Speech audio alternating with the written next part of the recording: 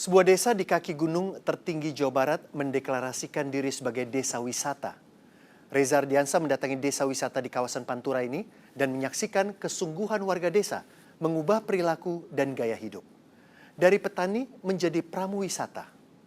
Dibantu para akademisi, desa ini mengolah kekayaan alam dan budayanya untuk taraf kehidupan yang lebih baik. Dan kini ada satu cita-cita yang mereka tuju, menjadi salah satu gerbang menuju gunung tertinggi di Tanah Pasundan. Inilah potret perjuangan warga desa Cibuntu membangun daerahnya. Ketika itu saya mengunjungi sebuah desa di Kuningan, Jawa Barat. Tidak ada yang luar biasa, hingga ketika tiba, saya disambut sebuah upacara. Bismillahirrohmanirrohim. Baik wakilan pula untuk kerahade poena.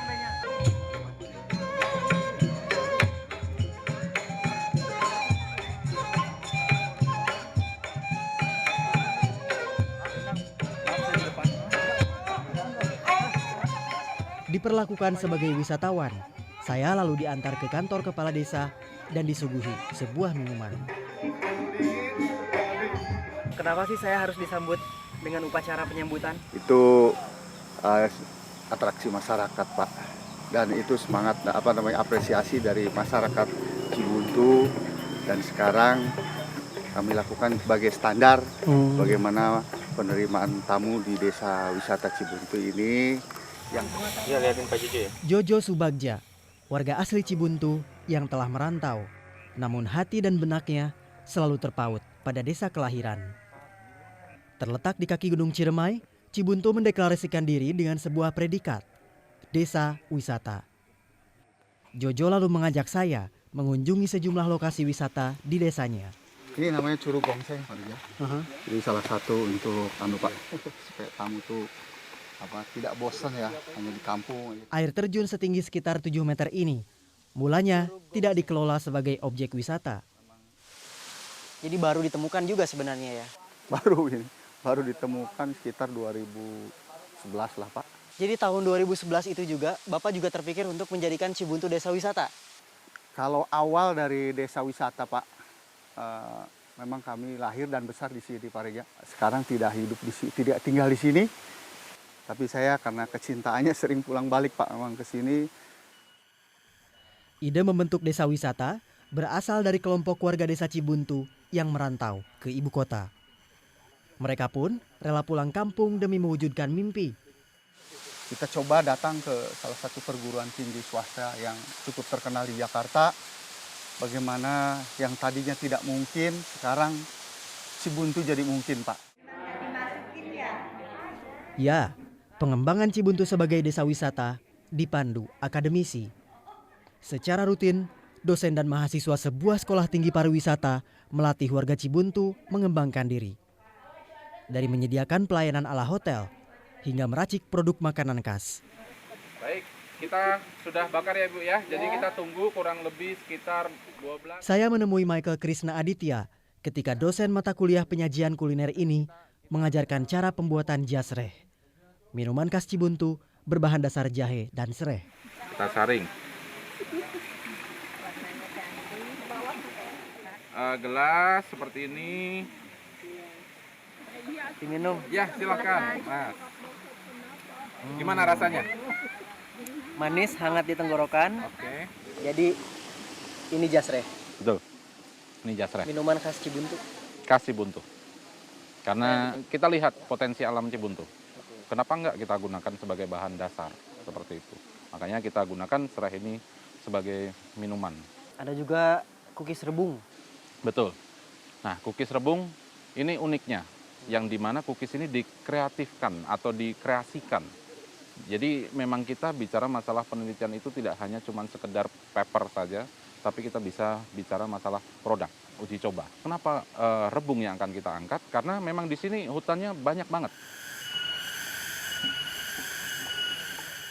Kekayaan potensi yang dikisahkan Krishna saya saksikan ketika menelusuri hutan desa. Cibuntu punya satu produk unik ya yang mungkin di tempat lain belum ada, sehingga kita punya namanya kue kukis, bahan bakunya dari rebung, Pak, tepungnya. Selain objek wisata alam, Desa Cibuntu juga punya potensi wisata sejarah. Saya diajak Jojo mendatangi sebuah tempat tersimpan sebuah arca. Temuan objek purbakala tidak hanya ada di satu lokasi. Ada satu area di Cibuntu tempat benda prasejarah pernah ditemukan. Meski kemudian hilang. Untuk benda-bendanya sampai saat ini kita lagi telusuri, nggak tahu ada di mana. Banyak juga Pak peninggalan pendahulu kami di Cibuntu ini. Meskipun hilang. Ada yang hilang, memang itu di atas gitu ya, mungkin ulah-ulah tangan jahil Pak.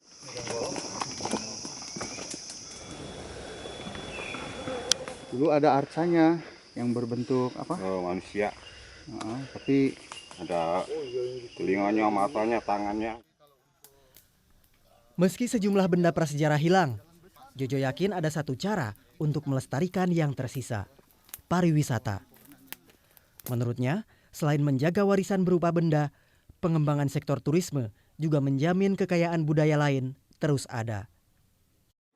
Kita panggil saja, inilah salah satu dari Adesta. Dipersilakan, Adesta. Tepuk tangan dulu para hadirin. Iya. Arti dari Adesta apa? Arti Apa? anak desa wisata. Anak desa wisata. Tiap hari ku bawa ternak ke padang rumput di kaki. Malam itu saya menyaksikan betapa predikat desa wisata didukung semua warga.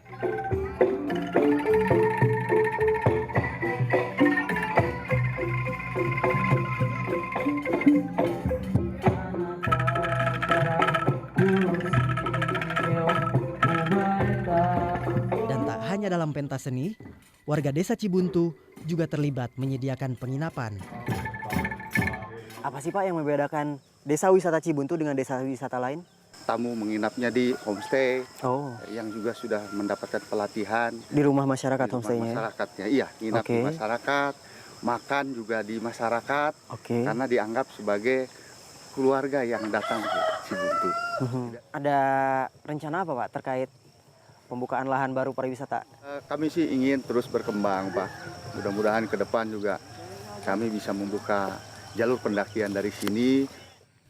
Asa untuk membuka akses menuju puncak tertinggi Tanah Pasundan muncul karena Cibuntu terletak tak jauh dari Gunung Ciremai. Untuk menimang untung ruginya, saya meminta pendapat seorang praktisi wisata alam, Taufik Firmansyah. Menurutnya, ada sejumlah syarat yang harus dipenuhi. Syarat-syaratnya pasti harus bekerja sama dengan instansi yang terkait. Kebanyakan yang sudah kita alami, pendakian itu kuotanya selalu melebihi.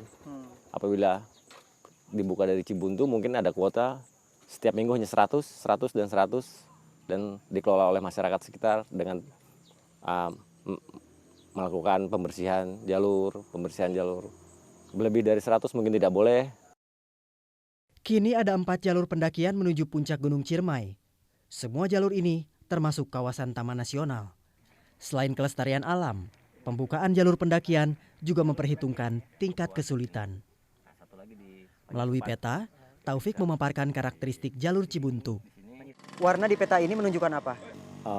Ini ada hutan, ini ada semak-semak, ada kampung, ada juga jalan, batas desa, ada juga air sungai yang temporary yang bisa dipergunakan kalau pendakian di musim hujan.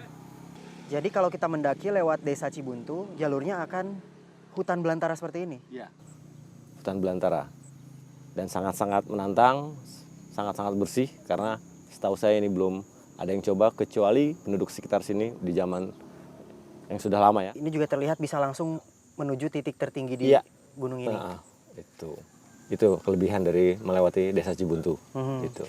Bagaimana Cibuntu suatu saat mungkin bisa potensinya terangkat, Pak. Upaya membuka jalur pendakian dari Cibuntu kemudian dirintis. Ikut membantu pihak Taman Nasional. Sebuah pertemuan digelar aparat desa dan pengelola Taman Nasional Gunung Ciremai. Meski demikian, permintaan dibukanya jalur baru tidak langsung dikabulkan. Kira-kira potensi apa lagi yang bisa dikembangkan dari desa wisata ini? Satu lagi yang tadi kita lewati adalah di daerah 800 mdpl. Itu sudah bisa melihat kota Cirebon, bisa dibuat camping 1 hari dengan melihat kota Cirebon langsung laut. Nah, itu udah sangat-sangat mendukung dengan semua keadaan Desa Cibuntu. Itu dia. Dengan catatan memenuhi syarat. Memenuhi syarat. Oke. Gitu. Kang baca ya kirang ya nu ieu nya. Dihadapkan ke kondisi demikian, pemerintah Desa Cibuntu tidak patah arang. Kelompok penggerak pariwisata yang dibentuk di Cibuntu terus bergerak untuk memaksimalkan pariwisata desa hingga dapat diakui sebagai desa wisata secara nasional. Ada sejumlah syarat yang harus dipenuhi sebuah desa wisata. Meski memilikinya, Desa Wisata Cibuntu belum disahkan Menteri. Menurut Bapak perlu pengakuan dari pemerintah pusat? Ya harus, sebenarnya harus. Karena sebenarnya Cibuntu sudah dari kementerian pun, Kementerian Pariwisata ya seperti sedekah bumi itu udah 2-3 kali dihadir oleh dari Dinas Pariwisata, Kementerian Pariwisata. Selalu dihadir. Ya. Kepala Desa Cibuntu, Awam, memandang pengakuan dan bantuan pemerintah pusat penting untuk melengkapi infrastruktur pariwisata. Karena dalam pengembangan desa wisata Cibuntu, ia menolak investor swasta. Bukan berarti bukan berarti mewah, ya, bukan. Kami tetap di sini yang sifatnya alami, tradisional. Makanya tidak boleh kami adakan ada investor masuk. Kalau di depannya ada tanda seperti itu, kemudian itu ada Desa Cibuntu terus melaju mengembangkan diri. Dari desa tertinggal menjadi desa wisata. Tak hanya perubahan taraf hidup, Jojo berharap transformasi Cibuntu membawa perubahan lain yang lebih bernilai bagi warga desa. Apa sih Pak manfaatnya menjadi desa wisata? Justru Pak, dengan adanya desa wisata ini sangat terangkat semua Pak. Jadi potensi yang ada itu semuanya akan terangkat Pak. Baik dari sisi pertaniannya, peternakannya, hutannya juga, hutan masyarakat Pak ya. Bagaimana suatu saat bisa dikelola dengan baik. Sehingga saya ingin suatu saat anak muda itu tidak ke kota Pak. Bagaimana membangun desanya. Insya Allah kalau desanya maju, saya yakin pendidikan juga akan maju. Ketika para TKI mengejar gelar sarjana di negeri gingseng. Sesaat lagi di 360.